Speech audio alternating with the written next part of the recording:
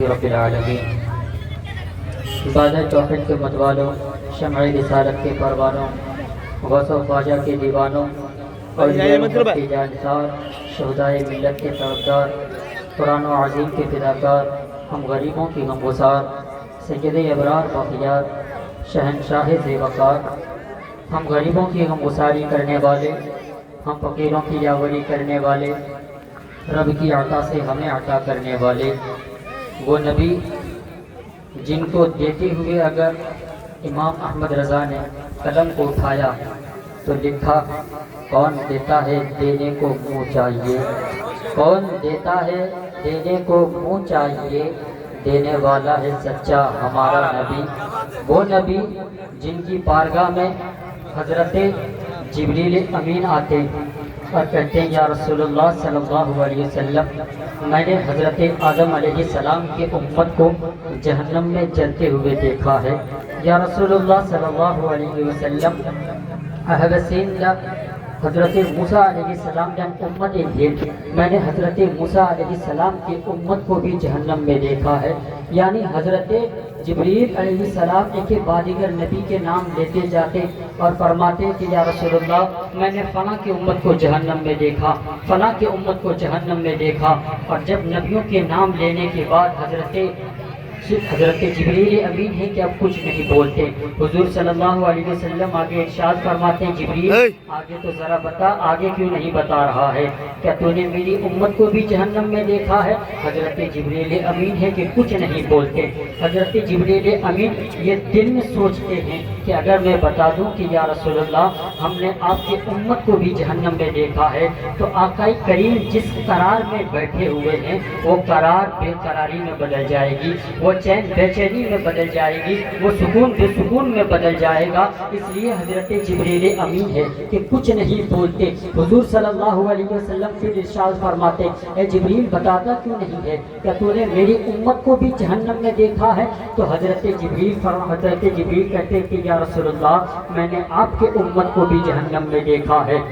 اللہ اکبر، اتنا سننا تھا کہ اب آقا دو جہاں صلی اللہ علیہ وسلم کی قراری بے قراری میں بدل جاتی ہے، سکون بے سکون میں بدل جاتا ہے، چین بے چینی میں بدل جاتی ہے۔ بے چینی کے عالم میں اب حضور صلی اللہ علیہ وسلم ہیں کہ وہاں سے نکل پڑتے ہیں۔ کچھ ہی دیر کے بعد جب صحابی رسول کو خبر ہوتی ہے کہ حضور صلی اللہ علیہ وسلم کہیں مل نہیں رہے ہیں، آخر گئے تو گئے کہاں؟ صحابی جب ڈھونڈنے کے لیے نکلتے، کوئی مسجد میں جا کر دیکھتے کہ کہیں مسجد کے اندر تو نہیں، کوئی مسجد کی گلیوں میں دیکھتے کہیں ان گلیوں میں تو نہیں، کوئی مدینے کی گلیوں کو چھان رہے ہیں کہ کہیں ان مدینے کی گلیوں میں نہیں، لیکن اللہ اکبر مسلمانوں، جب کچھ صحابی رسول ہیں کہ ڈھونڈتے ڈھونڈتے ایک جنگل کی طرف نکل پڑے، اور جب جنگل کی طرف نکل پڑے تو ایک چرواہا کو دیکھتا ہے کہ وہ ایک بکری چڑھایا کرتا ہے، تو وہ صحابی رسول اس چرواہا سے پوچھتا ہے، کیا تو نے یہاں پر مازغ البصر کو دیکھا ہے؟ کیا تو نے یہاں محمد بن عبداللہ کو دیکھا ہے؟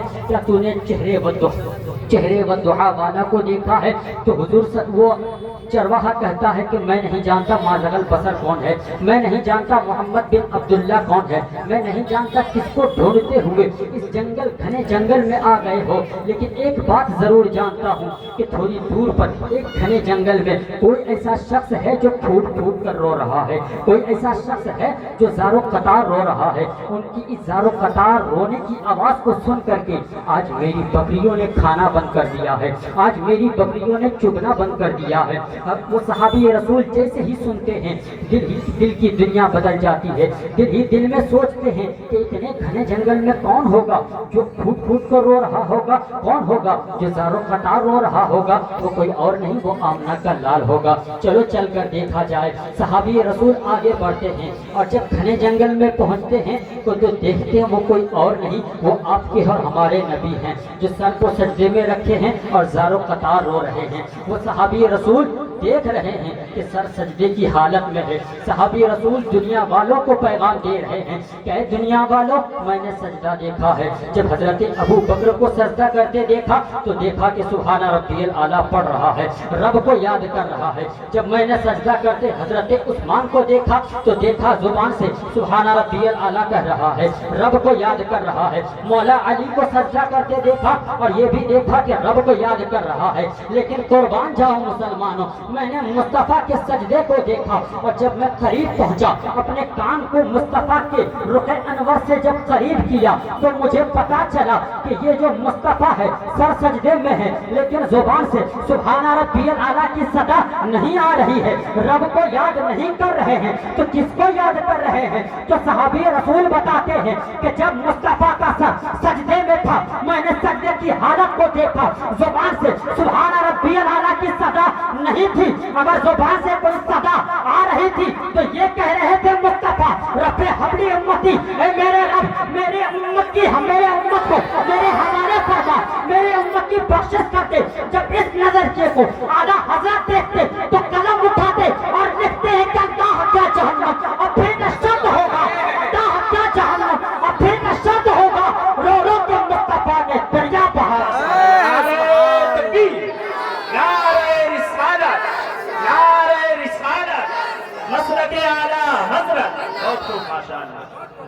اللہ کیا جہنم اب بھی نہ شرد ہوگا، رو رو کے مصطفیٰ نے دریا بہا دیے ہیں۔ ادھر مصطفیٰ ہیں جو زاروں قطار رو رہے ہیں، کن کے لیے؟ ہم گنہگار امتیوں کے لیے۔ کن کے لیے؟ ہم گنہگار امتیوں کے لیے۔ سب سے پہلے انہی نبی پر ایک مرتبہ درود پاک پڑھیں، پھر بات آگے بڑھے گی۔ اللہ رب السلام علیکم یا رسول اللہ صلی اللہ علیہ وسلم۔ تو جو نبی اپنی گنہگار امتیوں کے لیے رو رہے ہیں تو وہ امتی آج کر کیا رہا ہے؟ وہ امتی آج کر کیا رہا ہے؟ آج اگر ہم لوگ دیکھیں گے، ابھی دیکھیے سارے گھوم رہے ہیں، جن کے لیے نبی رو رو کے دعا کر رہے ہیں کہ یا رب ذوالجلال میری امت کو میرے حوالے فرما، میری امت کی رہنمائی فرما، ان کی بخشش کر دے۔ آج وہی امت ٹویٹر اور انسٹاگرام پر لگے ہوا ہے، آج وہی امت فیس بک پر لگا ہوا ہے، آج وہی امت غفلت کی زندگی جی رہا ہے۔ اب ذرا بتا، ہمارے نبی ہمارے لیے رو رہے ہیں اور ہماری زندگی کہاں کٹ رہی ہے؟ کہاں ہماری زندگی کٹ رہی ہے؟ لوگوں کو اگر اچھے کام کے لیے تاکید کی جائے کہ جلسہ یہاں ہو رہا ہے، آؤ ادھر آ کر بیٹھو، تو کوئی جلسہ گاہ میں نہیں آئے گا، جلسے گاہ میں کوئی نہیں آئے گا۔ یہیں پر اگر قوالی ہوتا تو آپ دیکھتے یہاں پر بھیڑ کتنی ہوتی، بھیڑ اتنی ہوتی کہ جگہ دینا مشکل ہو جاتا۔ جلسہ ہے تو کوئی نہیں آ رہا ہے۔ اما ذرا یاد کرو، ہم گنہگار امتی جب جب گناہ میں پڑ جاتے ہیں، جب جب مشکلات میں پھنس جاتے ہیں، بچانے والا مدینے کا تاجدار ہوتا ہے، تو ذرا ان کی لاج تو رکھ لے۔ وہ بار بار ہم گنہگار کی مغفرت کرواتے ہیں اور ہم بار بار یہ ثابت کرتے ہیں کہ ہم گنہگار ہیں، ہم بار بار یہ پروف کروا دیتے ہیں کہ ہم گنہگار ہیں۔ اما گناہ سے بچو، گناہ سے اتنا بچو کہ مصطفیٰ کو بھی یہ خیال ہو کہ اب میری امت سدھر گئی ہے۔ آج اگر دیکھا جائے آج کے رویے، کل کی میری جو ٹاپک تھی، میں اپنی ٹاپک پر سب سے زیادہ اگر 16% اگر کسی کو لیا ہے تو وہ صرف لڑکوں کی طرف میں بولا ہوں، اور آج کی جو تقریر ہے وہ صرف عورتوں کے حوالے، زیادہ تر عورتوں کے حوالے، کیونکہ اب کے معاشرے میں، اس جنریشن میں اگر کسی کو سب سے زیادہ سدھرنے کی ضرورت ہے تو وہ ہماری ماں اور ہماری بہنوں کو سدھرنے کی ضرورت ہے۔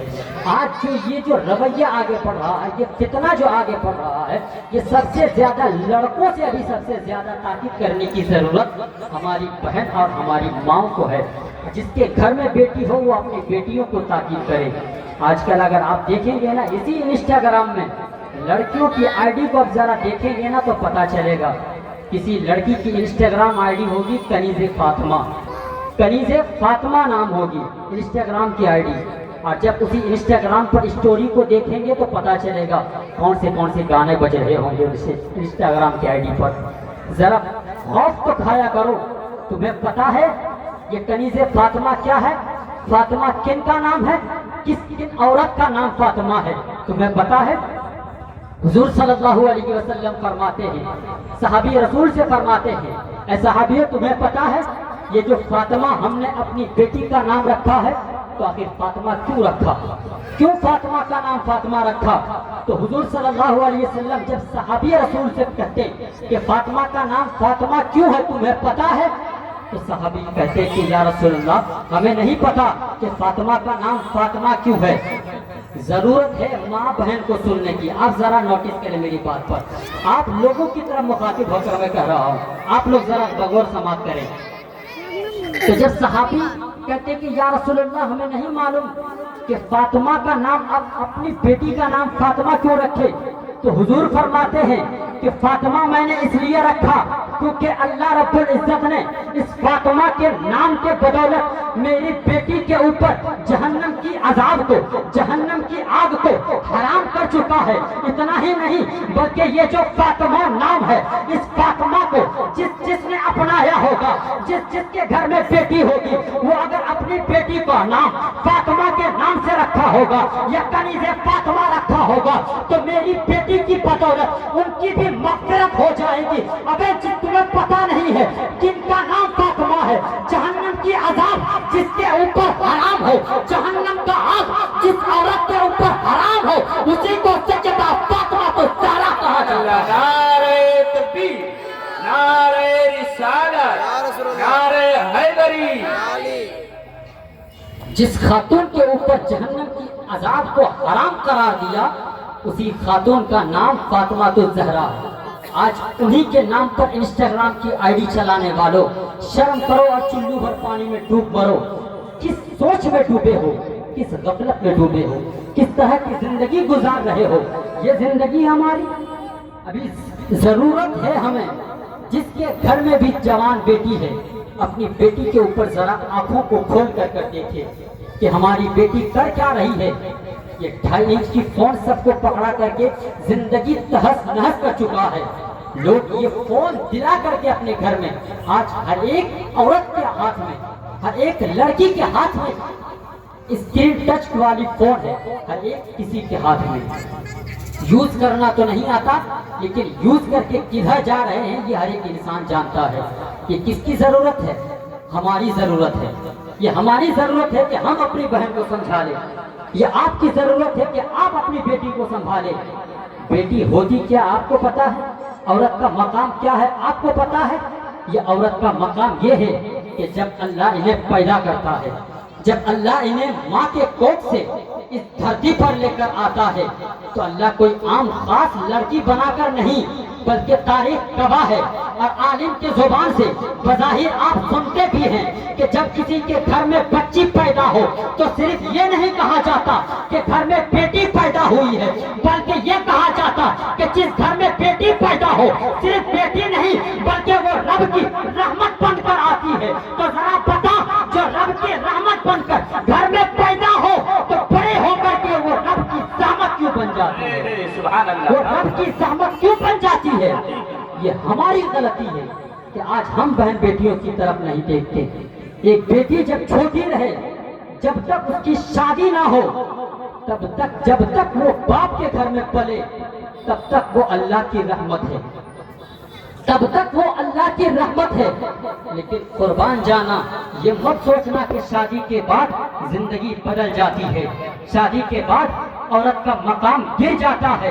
یہ مت سوچنا، جب تک رب نے باپ کے گھر میں رکھا تو اس خیال میں رکھا کہ یہ رب کی رحمت ہے، اور جیسے ہی باپ کسی مرد سے، کسی انسان سے بیٹی کی شادی کروا دیتا، بیٹی کو فدائی دے دیتا، تو رب اس کا مقام اس قدر بڑھا دیتا ہے کہ کل تک وہ اللہ کی رحمت تھی، اور اب تک ہوتا کیا ہے کہ جب بچہ پیدا ہو وہی بیٹی کے پاؤں کے نیچے اللہ جنت کو رکھ دیتا، تو جو بیٹی پہلے رب کی رحمت بعد میں وہی بیٹی کے قدموں کے نیچے۔ نعرہ تکبیر، نعرہ رسالت، مسلک اعلیٰ حضرت حافظ رضوان رضا نوری صاحب قبلہ، نعرہ تکبیر، نعرہ رسالت۔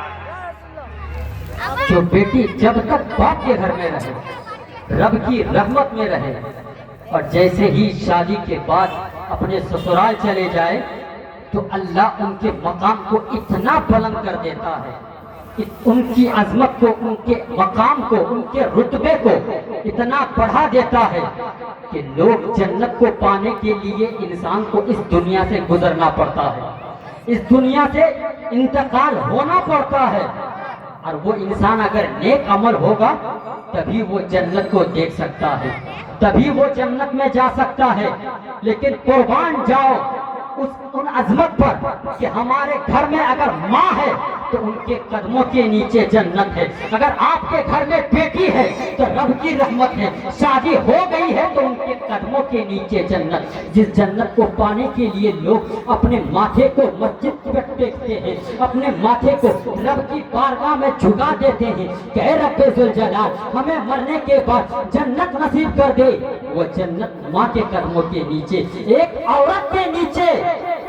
آج انہی عورت کا مقام آپ نے دیکھا ہے، نماز کو چھوڑی بیٹھی ہے، ایک عورت ہے۔ آج ہر ایک گھر میں ایسی لعنتیں ہمیں دیکھنے کو ملتی ہے۔ یہ کس نے بڑھایا؟ گھر کی بیٹی کو کس نے اتنا آگے تک بڑھایا؟ یہ فلمی اسٹائل، یہ رول ماڈل زمانہ، یہ جو بیٹی کے اندر پیدا کیا، کس نے پیدا کیا؟ ہم نے پیدا کیا۔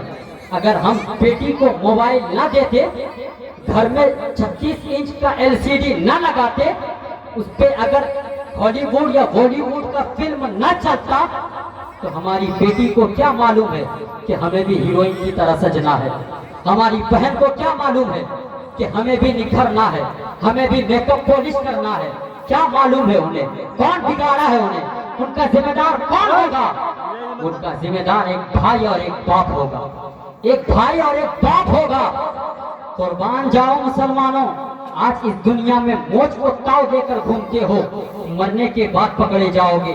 جب آپ کی بیٹی کو جہنم میں لے کر جائیں گے فرشتے، تب جب آپ کی بیٹی وہیں پر کہے گی اے رب تو مجھے اکیلا جہنم میں کیوں لے کر جا رہا ہے؟ جب میرے پاس پیسے نہیں تھی، جب میں غریب تھی تو مجھے سجنے سنورنے کے لیے میرا باپ مجھے خرچہ دیتا تھا، مجھے میک اپ پالش کرنے کے لیے میرا باپ مجھے خرچہ دیتا تھا۔ اس کے ذمہ دار میرا باپ بھی ہے، فرشتے باپ کو بھی پکڑ کر لے کر آئیں گے۔ پھر آگے بڑھے گا تو پھر کہے گی رک جائیں، اس میں ذمہ دار میرا بھائی بھی ہے۔ کہے گا کیسے؟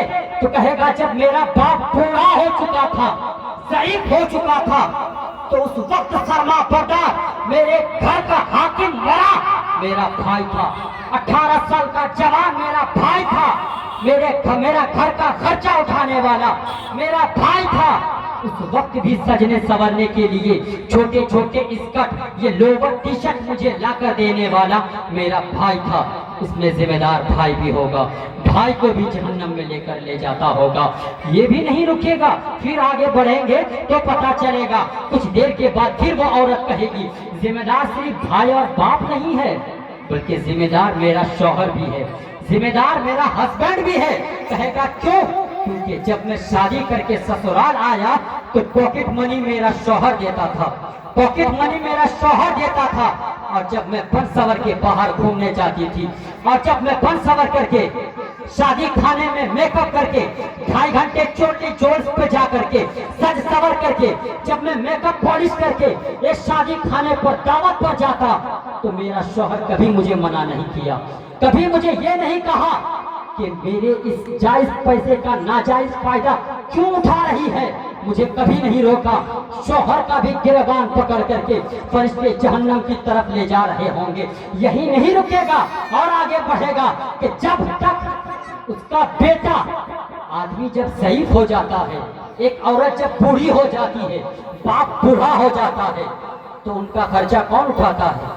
ایک بیٹا اٹھاتا ہے، ایک بیٹا اٹھاتا ہے۔ تو جو اپنی پوری زندگی کا 60% اپنی زندگی میں ٹریڈیشنل لائف جیا ہو، جو اپنی زندگی کا زیادہ حصہ فلمی ایکٹرز کا فالو کیا ہو، کیا وہ بڑھاپے میں چھوڑ دے گا؟ بڑھاپے میں چھوڑ دے گا؟ وہ ایسا لگتا ہے نہیں۔ وہ یہ کہے گی، وہ بوڑھی عورت، وہ عورت یہ کہے گی اس میں شامل میرا بچہ بھی ہے، اس میں شامل میرا بیٹا بھی ہے، کیونکہ میں جب بوڑھی ہو گئی تھی، گھر سے باہر جانے کے لیے میرے اندر طاقت نہیں تھی، میں باہر گھومنے جا نہیں سکتی تھی، تو اس وقت میرا بیٹا ہی میرا سہارا تھا۔ لیکن میرا بیٹا کبھی مجھے یہ نہیں کہا کہ میری ماں تو جو یہ سج سور کے باہر گھومنے کو جاتی ہے، تو جو یہ ٹریڈیشنل لائف جی رہی ہے، تو جو یہ فلمی گانے سن رہی ہے، یہ غلط ہے، اسے سننا حرام ہے۔ مجھے کبھی منع نہیں کیا، آج اگر ان کو نہیں روکو گے، اپنی بیٹیوں کو لگام نہیں پکڑو گے، اپنی بہن کو آج اگر نہیں روکو گے تو کل جہنم میں فرشتے تجھے پکڑ کر کے گھسیٹ کر کے جہنم میں لے کر جائے گا۔ ان سے اگر بچنا ہو تو آج بچو۔ اعلیٰ حضرت تبھی تو فرماتے ہیں کہ آج لے ان کی پناہ، آج مدد مانگ ان سے، کل نہ مانیں گے قیامت میں اگر تم مانو۔ سبحان اللہ، نعرہ تکبیر، نعرہ رسالت، مسلک اعلیٰ حضرت، مسلک اعلیٰ حضرت، علماء اہل سنت، بہت خوب ماشاءاللہ۔ آج لے ان کی پناہ، آج مدد مانگو ان سے۔ کیا سوچتے ہو؟ غفلت کی زندگی جیتے ہو۔ انسان سے اگر کہہ دیا جائے تمہاری بیٹی بازار پر گھوم رہی ہے تو کہے گا پیسہ ہم دیتے ہیں کہ آپ دیتے ہیں، پیسہ ہم دیتے ہیں کہ آپ دیتے ہیں، پیسوں پہ اتراتے ہو۔ کیا تو نے پڑھا نہیں؟